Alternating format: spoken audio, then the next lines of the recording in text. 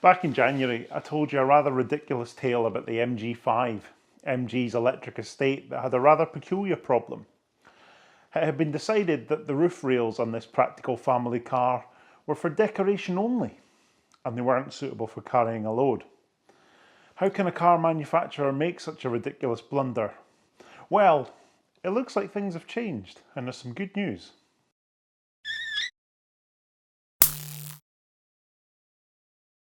Picture the scene then. You're in the market for a family car. You'd like that car to be electric. And of course, being a family car, you'd expect not only to be able to throw all your crap in the back, but you feel the overwhelming desire to chuck a couple of bikes or a roof box on the roof as well. Maximise your tat hauling capability. It's not an unreasonable request, is it? I wouldn't have thought so. And you decide that that car is going to be an MG5 EV, probably the only electric estate car on the market at the moment at least. It ticks all the boxes. Decent sized boot, estate body, for those of you that really hate SUVs. Loads of marketing photos showing bikes on the roof. What's not to like? Sounds like a good choice. Just as you go to take delivery of your car, your utopia's shattered. MG have decided that the roof rails fitted to your car are for decoration only. They're not rated to carry any load, and you must not put your bikes on there. Nightmare. Luckily for you, you're not the only person in that situation. Some owners were far more vocal about it than you were. Decided it was completely unacceptable to have been marketed a car in this way, that had then the goalposts had been moved by the manufacturer. So they'd gone all the way and complained to the DVSA, citing safety concerns. After all, not all owners will read the manual, not all owners will have been made aware that the load rating had changed, and they will just assume there's roof rails on the roof, you can strap some stuff to it. And I don't think that's too far-fetched really, is it? And especially once you go down the line and you've got second, third, fourth owner, the handbook's long missing, someone's going to tie something to the roof, a few miles later, that's going to fall off. It's dangerous. Dangerous, very dangerous situation indeed, really, isn't it? So it seems that DVSA really cracked the whip on MG on this, forcing them to finally give their customers a clear answer, because they sort of ummed and ahed about it a bit. And as I talked about in the last video, they issued communications to their dealers that they had revised the load rating and it was now 35 kilograms.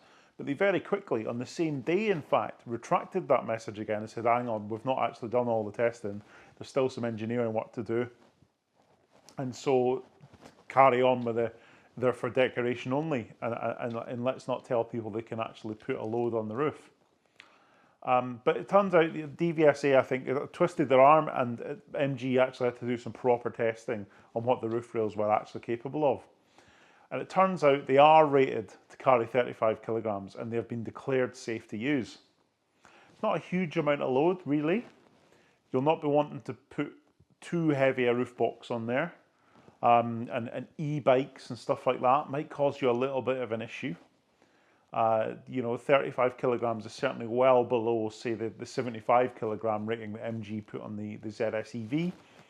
I don't know how common it is to get a rating for weight on a roof, but 35 kilograms definitely seems to be a little bit low, but it's a lot better than nothing, of course. But one thing you'll need to be careful with if you do have an MG5 is that 35 kilograms includes the weight of the bars that you put between the rails and then the box or whatever that you're also going to put on there. So you need to be a little bit careful. And it's taken months and months. So this happened a couple of months ago, that they actually were forced by DVSA to respond to the safety concern and actually properly confirm that the roof rails were fit for use. But they finally actually started informing their customers that this has changed. And so if you own an MG5, you should be getting a letter in the post shortly that will look a little bit like what I'm going to put on screen now. It's very generic looking. It's titled "To Whom It May Concern" and a little bit impersonal. Not quite what I'd expect when they're addressing someone that's bought a car from them. But again, MG don't seem to be the most customer-centric brand at the moment. I'm hoping that's going to change as time goes on. But they're doing their duty, and they're telling everyone that they can now use the roof rails with a 35 kilogram load. So it's really good news, actually. If this is something that has been holding you back on buying an MG5, or maybe you've got one and you were a bit worried about whether or not you could use the roof, MG have now confirmed 35 kilograms and you're good to go. So there we go. That puts a line under this. I think it was only fair to round this off. We've got a couple of videos on the MG5 roof rails, and I think it's only fair to say, right, hands up, MG have actually done what they should have done now, and they've told everybody it's good to go. 35 kilograms is the official rating. It's been tested. Everything's good. So if you're thinking of buying an MG5, you can use the roof rails, and just be a little bit careful how much you put on there. What do you think? Has that changed your mind? Would you now buy one thanks to this re-rating? Are you still not very keen? Is 35 kilograms maybe not enough for you for whatever you're going to put on there?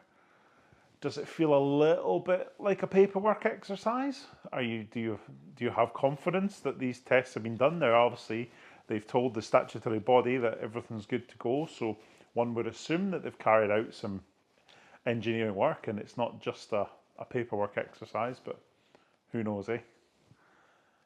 Many thanks for watching, and I'll see you next time.